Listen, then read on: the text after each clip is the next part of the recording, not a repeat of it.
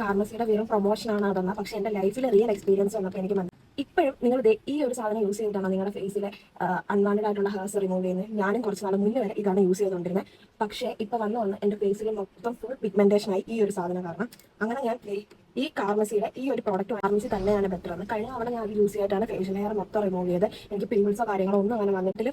Hair grow ചെയ്യുന്നത് കുറച്ച് light ആയിട്ടാണ്. അങ്ങനെയൊക്കെ കുറേ മാറ്റങ്ങൾ എനിക്കിത് യൂസ് ചെയ്തപ്പം ഉണ്ടായി. അപ്പോൾ നിങ്ങൾ എന്തായാലും ഇനി തൊട്ട് ഈ ഒരു സാധനം തന്നെ യൂസ് ചെയ്യുക. ദൈവത്തെ ഓർത്ത് ഈ ഒരു സാധനം യൂസ് ചെയ്യാതിരിക്കും.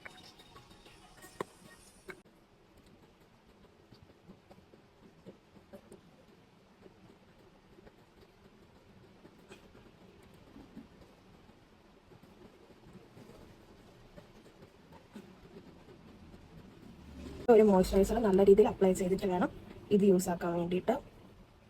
നമ്മൾ ഫുള്ള് റേസ് ചെയ്തെടുത്തിട്ടുണ്ട്.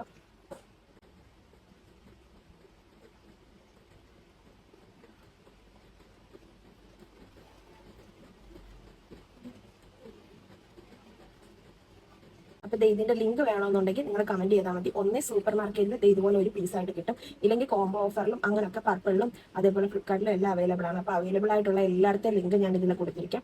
അപ്പം മസ്റ്റായിട്ട് നിങ്ങൾ ഇത് മാത്രമേ ഇനി യൂസ് ചെയ്യാവൂ. അതുകൊണ്ട് ഏതെങ്കിലും ഒരു നല്ലത്, ഇതൊരു അടിപൊളിയാണ്. ഞാൻ ഇതിനെക്കുറിച്ച് റിവ്യൂ പറയേണ്ട ആവശ്യമില്ല, കാരണം സിംഗിൾ ഫേസ് വാഷ് എല്ലാവർക്കും അറിയാം. അപ്പം ഇതിന്റെ ലിങ്ക് ഞാൻ വേണമെങ്കിൽ കൊടുത്തേക്കാം. അതേപോലെ ഏതെങ്കിലും ഒരു നല്ല മോയ്സ്ചറൈസർ ഇത് കഴിഞ്ഞിട്ട് ഫേസ് നല്ലപോലെ ഫേസ് വാഷിട്ട് കഴുകിയിട്ട് ഇതുപോലത്തെ ഏതെങ്കിലും ഒരു നല്ല മോയ്സ്ചറൈസർ യൂസ് ചെയ്യണം, മറക്കരുത്. അപ്പോൾ ശരി.